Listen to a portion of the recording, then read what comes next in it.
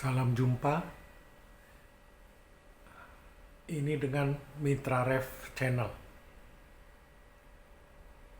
Masih dengan siaran percobaan. Hari ini saya mau sharing mengenai kamar pendingin untuk hitungan cooling capacity. Sebuah kamar pendingin yang memiliki panjang 15 meter, lebarnya 7 meter, dan tingginya adalah 4 meter. Temperatur yang mau dicapai di sini memakai minus 5 derajat Celcius. Minus 5 derajat Celcius. Kita hitung, itu didapat 11.271,2 watt. Saya catat dulu, 11.271 watt atau 11,27 kW, di mana kapasitas volume muatnya adalah 84 ton. Volume ideal hingga dirasakan cukup besar. Kalau kita sudah dapat cooling capacity ini, sudah mudah. Kita tinggal mengambil salah satu, misalnya pilihan untuk mesinnya. Di sini kita punya software hitungan daripada mesin Dorin. Nah, kita bisa pilih di sini. Kita akan pakai semi hermetic kompresor, sudah betul. Ya, karena temperaturnya hanya minus 5, kita pakai yang reciprocating biasa, semi hermetic ya. Kita pakai yang seleksi.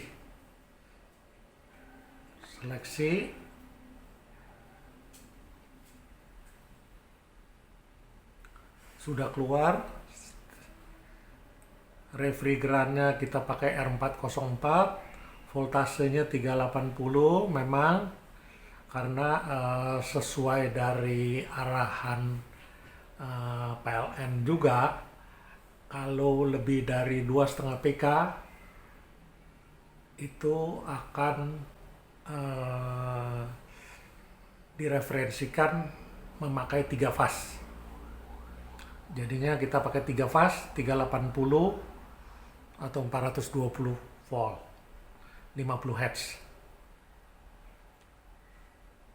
Evaporator temperatur ini kita, karena dia minus 5, delta T 10 derajat, berarti akan tercapai minus 15. Kalau condensing temperaturnya karena medium, kita pakai 45 derajat, suction temperatur 20.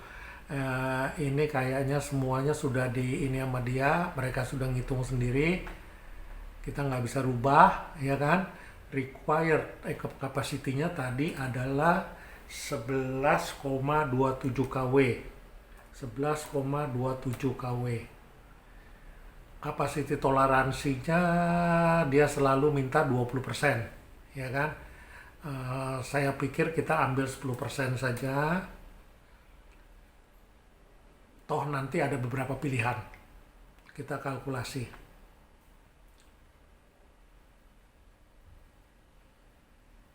Sedang dihitung, menunggu sebentar.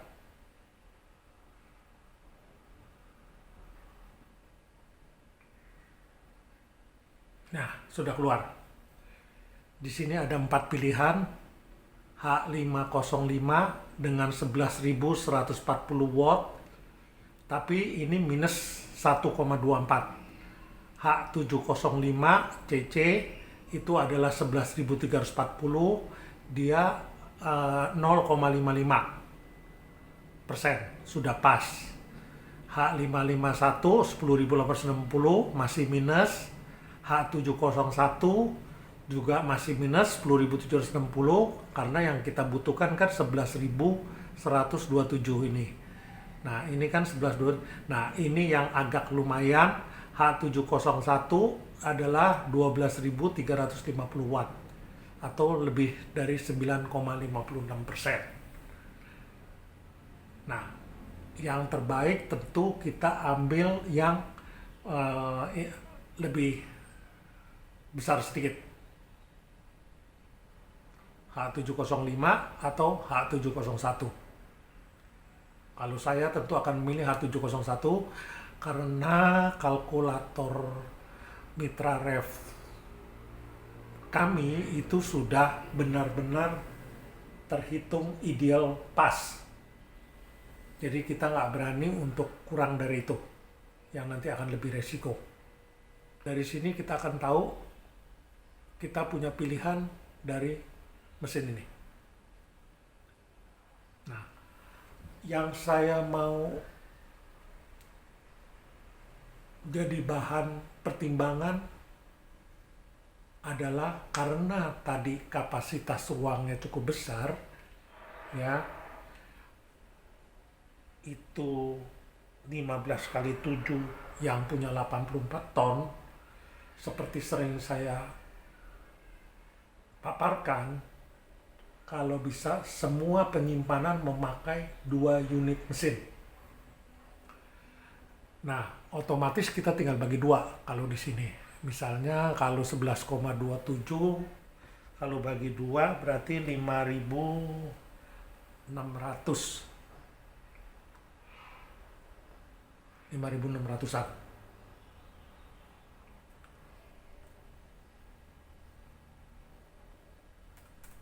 ,6 kW. Kita kalkulasi.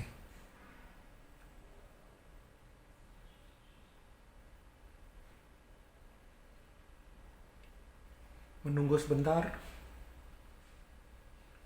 untuk kalkulasi ini. Nah, ini sudah keluar. Jadi H300cc itu kita punya 6% lebih, H290CS 6110 watt kita punya 9,05, dan yang ini minus-minus. Tentu kita akan ambil yang kalau bisa seperti ini. Karena biasanya harga dari perbedaan yang kecil begini itu tidak terlalu berbeda. Hanya terkadang ada stok atau tidak ada stok di outlet-outlet yang ada. Nah, cooling capacity ini adalah untuk holding. Jadi kalau kita mau pakai 2 mesin, ya ini 12.220-an lah kira-kira, ya. Jadi kalau trouble 1 mesin, maka akan mempertahankan supaya temperatur tidak drop sekali. Atau kalaupun misalnya untuk pemakaiannya yang memiliki temperatur yang cukup stabil, itu nanti jalannya gantian saja. 1 mesin, misalnya unit mesin 1 dan unit mesin 2.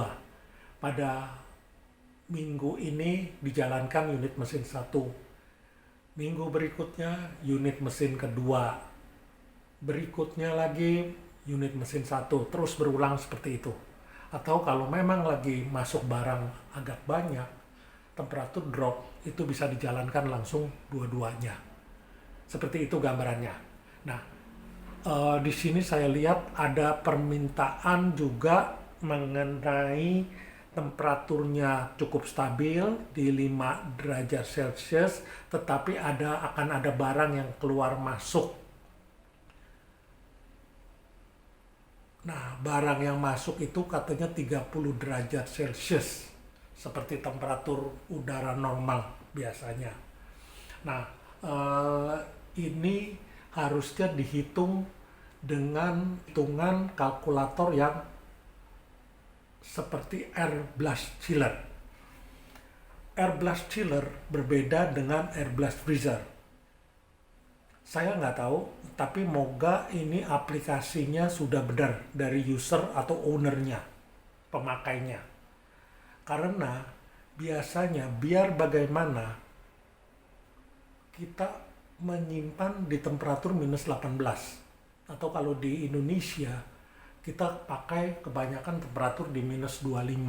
Minimal critical akhirnya itu minus 18.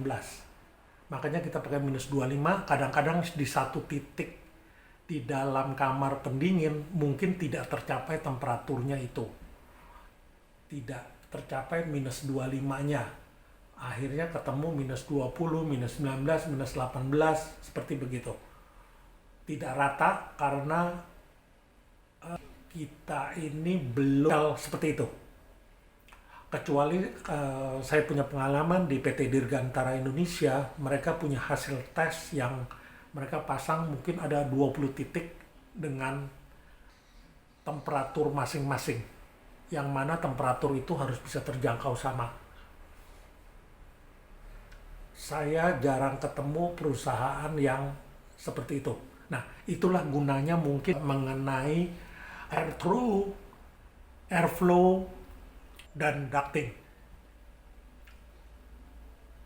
Supaya temperatur yang akan dicapai itu maksimal bisa tercapai. Kalau itu air throw-nya dari evaporator, fan coil evaporator lurus ke depan, tentu ruangannya akan memanjang. Tetapi kalau dia melebar, ambillah air throw yang bisa melebar sedikit. Atau kalau tidak, fan coil-nya diambil yang kipasnya apakah lebih besar ataukah lebih kecil. Nah, pertimbangan-pertimbangan itu supaya target idealnya tercapai. Kita kembali ke air blast chiller. Nah, kalau pemakai sudah mengetahui temperatur yang harus dicapai sebenarnya selalu di minus 40, minus 35 produk. Minus 35 produk kait dengan teknologi pangan, di mana temperatur minus 35 memberikan kondisi semua mikroorganisme akan tidur, akan mati. Ada produk-produk yang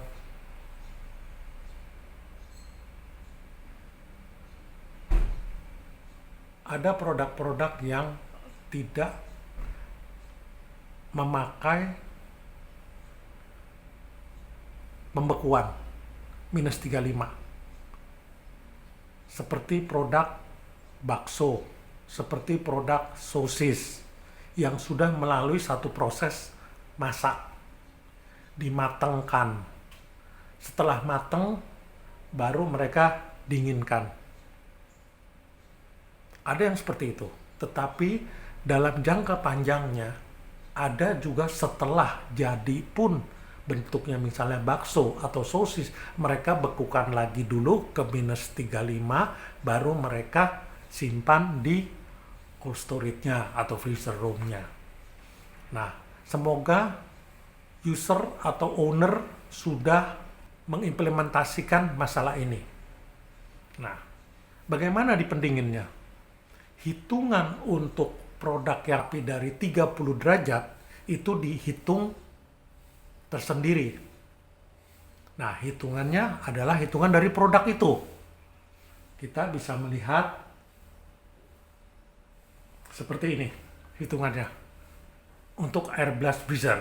Tetapi karena dia minus 5, dia tidak benar-benar freezer. Karena di sini tidak dijelaskan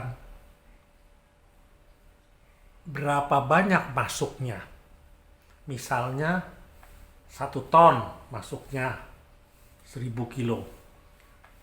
bahan bakunya adalah di 30 derajat Celcius. Temperatur akhirnya mau di -5. Nah, produknya apa? Ini yang tidak dijelaskan. Nah, karena saya kurang jelas di sini, saya menganggap biasanya produk ini adalah produk seperti sosis atau bakso atau apa. Saya melihat ada daging sapi di sini. Daging sapi dengan lemak dan daging sapi tanpa lemak. Ya. Kita pilih D22 atau D23.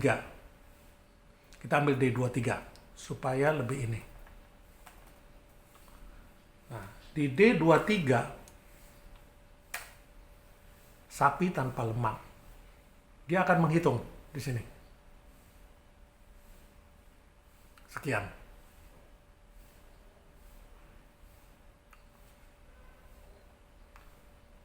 Nah, di sini perlu berapa jam?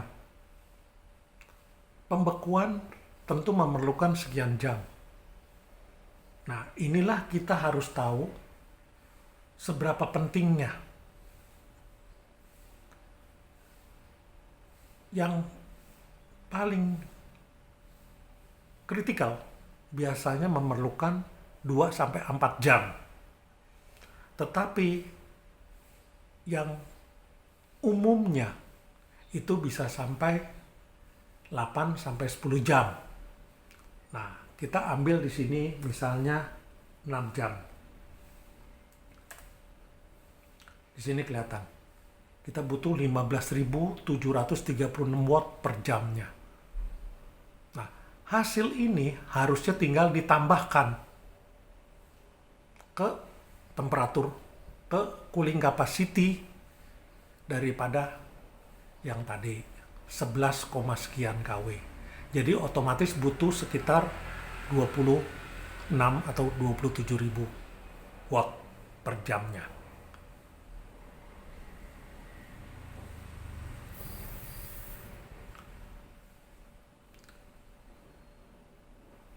Ya.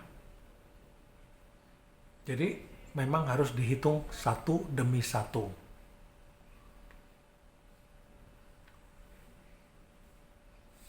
Demikian saya rasa sharing saya hari ini.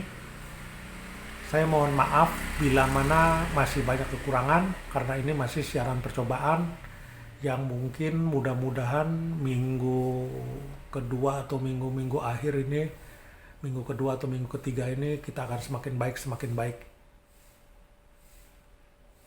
Terima kasih. Salam jumpa.